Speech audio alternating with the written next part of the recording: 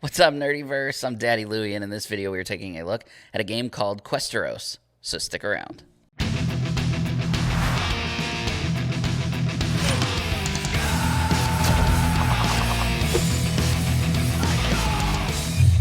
Before we get started, if you enjoy this video, please give it a thumbs up. Make sure that you subscribe for more content and hit that bell icon so you don't miss any future videos. Questeros is an upcoming Kickstarter game from Fundamental Games.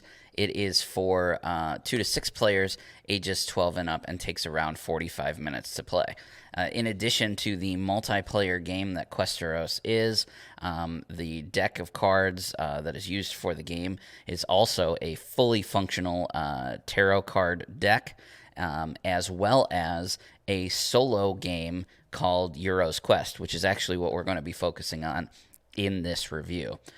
This game combines two of my favorite people in the gaming industry, Wes Woodbury, who is working on the designing of the game, and John DeCampos, who is doing the art for the game. So the two of them combined together is, going to be a knockout success. And but like I said, we're going to be focusing on Euro's Quest, which is the solo game that is included with Questeros.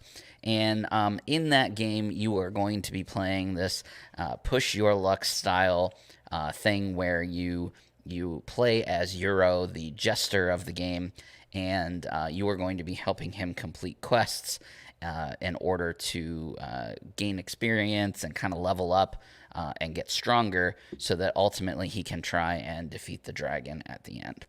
But is it good? Well, if you join me on the table, let's check it out. All right, well, let's start first by taking a look at what you get here in the game. So this is a prototype or a pre-production copy. So some of the art is not finished, and some of the components may change. So just keep that in mind. This is the box that everything came in, which is super cool. It's magnetically closable, and I hope that they keep that design.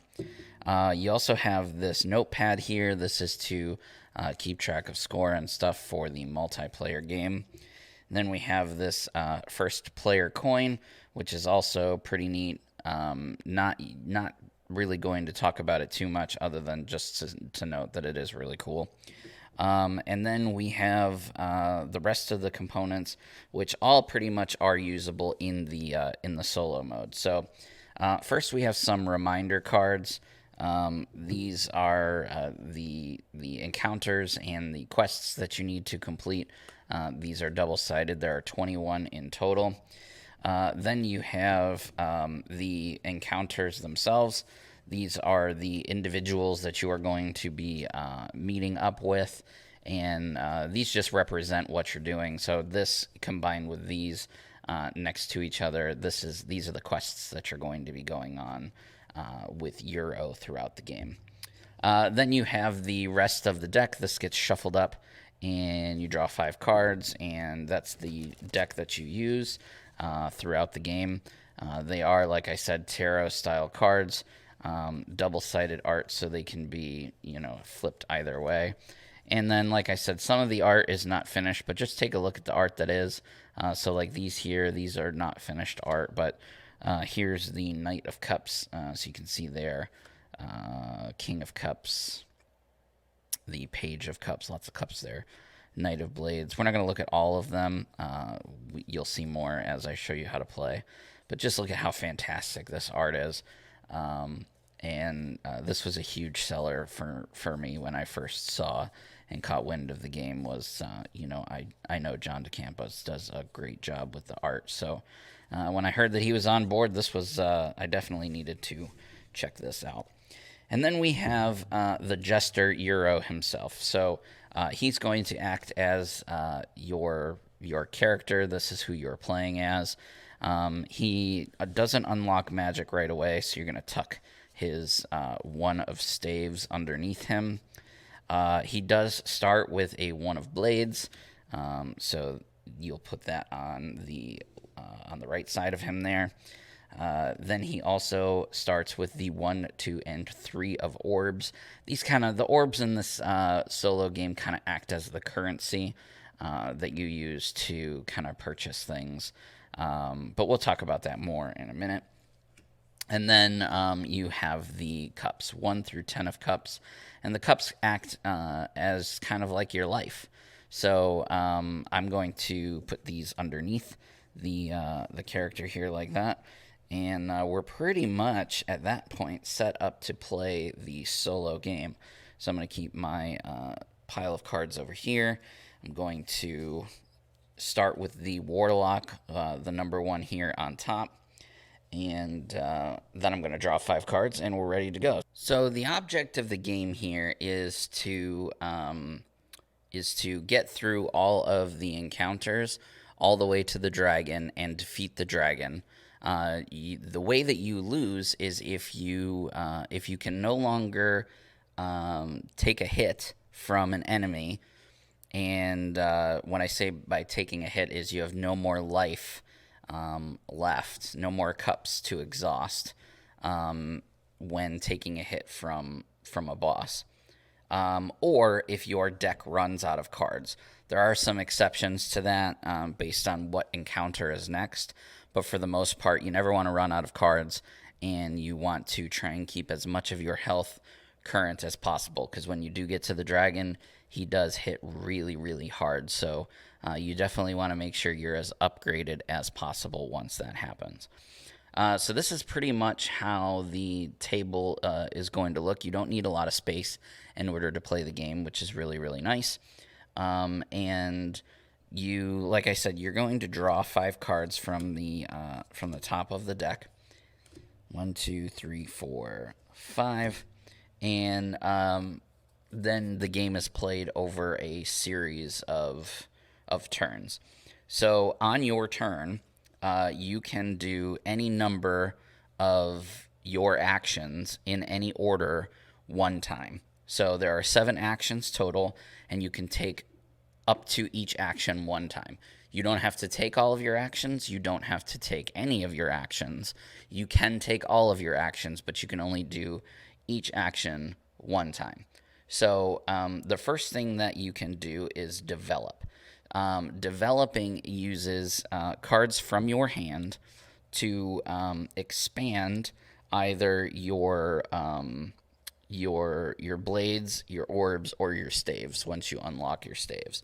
So what I mean by developing them is you need to have the next highest number. So right now we have a 1 of blades and a 3 of orbs is our high numbers. So in order for me to upgrade the 1 of blades, I need to have the 2 of blades, which I got really, really lucky, and I got that in my opening hand. So I can, on my very first turn here, I can spend my develop action to play the 2 of blades onto the 1 of blades here. I don't have anything else that I can do as far as upgrading. I don't have any orbs. I don't have a 3 of blades, and my staves aren't out yet. So even if I did have the develop action on this turn, I wouldn't actually be able to do that. So there is an exception to that, and that is when purchasing. So to purchase a card, you need to exhaust 1 of your orbs, and then you can draw that many cards from the top of the deck, and then you can choose one to either put into your hand or immediately put it into play as a free develop action. That doesn't count against your actual develop action, but the rule still applies that you need to go in numerical order to the next number. So let's, for example, here, I'm just going to set these here as my hand. I want to go ahead and exhaust my 3 of orbs to purchase, which lets me flip the top 3 cards of my deck here. And I'm looking for, I ideally want to have either a 4 of orbs or a 3 of blades. That way I could go ahead and develop them for free. Unfortunately, that didn't come up. So based on what I have here, I'm nowhere near the 6, I'm nowhere near the 7, but I'm kind of close to the 5. So I'm going to go ahead and take the 5 into my hand. These extra cards that I drew now they go to the bottom of the deck in any order that I choose. So, I probably want the 6 on top of the 7, just in case. They go down to the bottom of the deck like that, and, that is my purchase action. And so the next action that we can take is Forget. Forget allows us to discard any number of cards from our hand into our discard pile. You may want to do this in order to do the next action, which is to learn, draw back up to 5. So if I have a handful of 5 cards and I can't use any of them, I may want to forget some cards by discarding them so that I can then take my next action, which is learn, in order to draw up to more cards. Now, I'm going to skip the forget and the learn for now because I want to discuss encounter. Because the first encounter that you encounter is the Warlock. And the Warlock's encounter is that you can place 1 to 4 cards of different types under the Warlock and then set the Warlock aside. If you get far enough into the encounters, the Warlock will come back and give you the cards that he held on to you for you. So I'm going to take these high level cards here, this 13 of staves and this 11 of blades, and I'm going to give those to the Warlock, and I'm going to have the Warlock go off to the side over here and hold on to those for me. And that was encountering. You're basically just doing whatever it is that encounter says. And if you notice here, I now am down to 3 cards, so I didn't have to necessarily discard anything. The 7 is pretty high. It might take me a little while to get to the 7, but we're already pretty far into our blades, so I may want to keep that 6. So I'm going to go ahead and now forget, with my forget action, my 7 of staves, and now I'm going to learn by drawing up to 5 cards. So I'm going to draw 1, 2, 3 cards. So now I've done my develop action by playing this 2 of blades. I've purchased using the 3 of orbs. I encountered the Warlock. I forgot some cards. I learned some cards. So the only other 2 actions that we need to talk about now is the recover action and the rest action. So recover, in order to recover, I need to discard or play a double-digit card from my hand, anything 11 or higher, and then I combine the 2 numbers together and I can ready that number of that card. So for example, let's say I did an encounter where I needed to fight something and both my 1 and my 2 of blades were exhausted.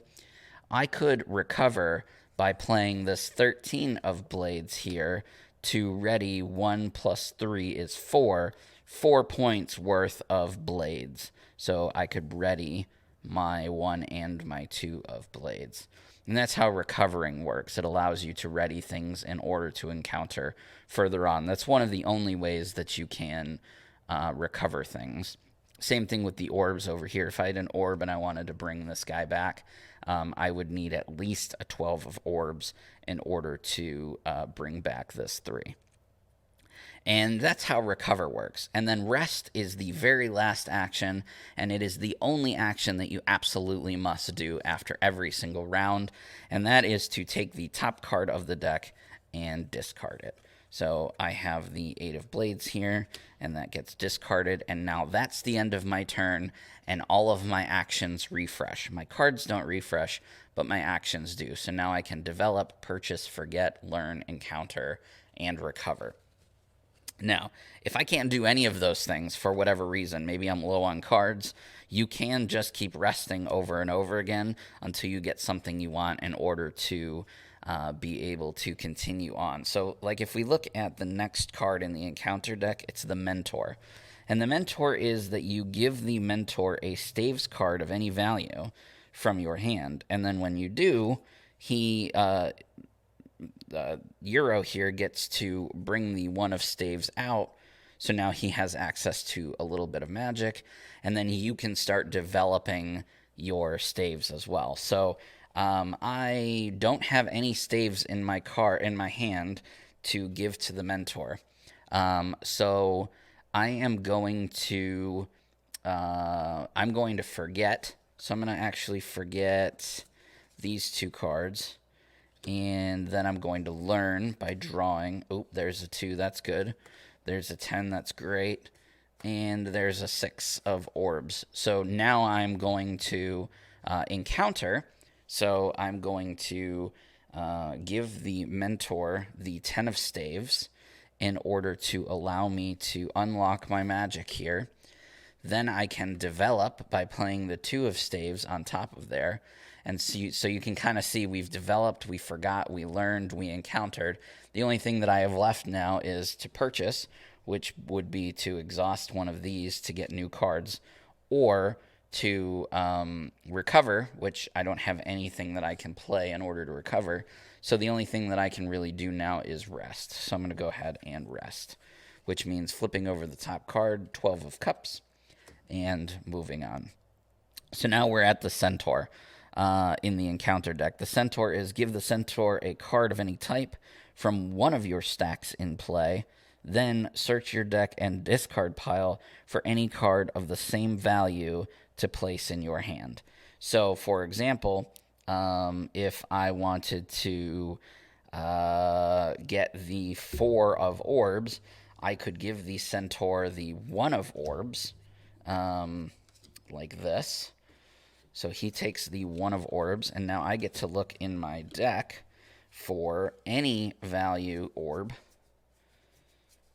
And we, of course, want the 4, because we have the 5 and 6 in our hand. And then we'll give this a shuffle. And then I get the 4, and I can develop, giving us the 4. And you guys kind of see how that works, I hope. And that's really the game. You're trying to do that while, like I said, the push your luck mechanic is your deck is your resource. You want to be able to develop these things, but you don't want to accidentally discard a card that you really need. If you discard the 3 of blades and then you have to fight something that's really strong and you don't have, like the 4 of blades was the second to last card. So once I got to the 3, I was going to have a really hard time developing past that. The 3 of staves was pretty far down there as well. So you need to push your luck by discarding cards, drawing cards, and things like that. But you don't want to push it too much, because if at any time your deck runs out, you lose the game, with the exception of once you get a certain way through the encounter. So let's talk about the encounters real quick. The Dwarf King, he gives you give him a blade card of any value. If you give him an 11 or higher, he becomes your ally, which means he can fight with you later on in the game when you start to fight. Then you get into some actual fights. The Succubus you have to defeat in combat. Before the combat begins, you have to destroy 2 cards at random from your hand. So you need to make sure you don't have anything super valuable in your hand. Then you get to the Paladin. He recovers some of your health. The Valkyrie will give it 2 cards from your hand, and then you can search the discard pile for the same type of cards from your hand, so you can get things that you might have accidentally dropped. The Druid, the Deck of Fate. Once you get to the Deck of Fate, you shuffle your hand, discard pile, and your deck together, so it gives you an opportunity to kind of come back if you're really low on cards. And then you start to get into some of the harder bosses and counters to fight. The Assassin, the Death Knight, the Demon. And then, of course, once you get past the Demon and you get to the Order of the Magi, you no longer lose the game if it runs out. So you get to the 16th encounter, and you're hopefully as developed as you can be. You get to do a few extra things in order to prepare yourself to then, of course, at the very end, fight the dragon. The dragon is immune to the 1 and 2 of blades and staves, so you have to have much further, bigger cards in order to hit him hard, because he has... and the minion's health, or the encounter's health, is equivalent to their number in the deck. So when you fight the assassin has 12 health. The Death Knight has 13 health. The Demon has 15 health. When you get to the Dragon, he has 21 health. So you need to have a combined strength, worth of 21 health, but you also need to take 20. Need to be able to take 21 points of damage because that's also his attack as well. So I don't want to get super winded.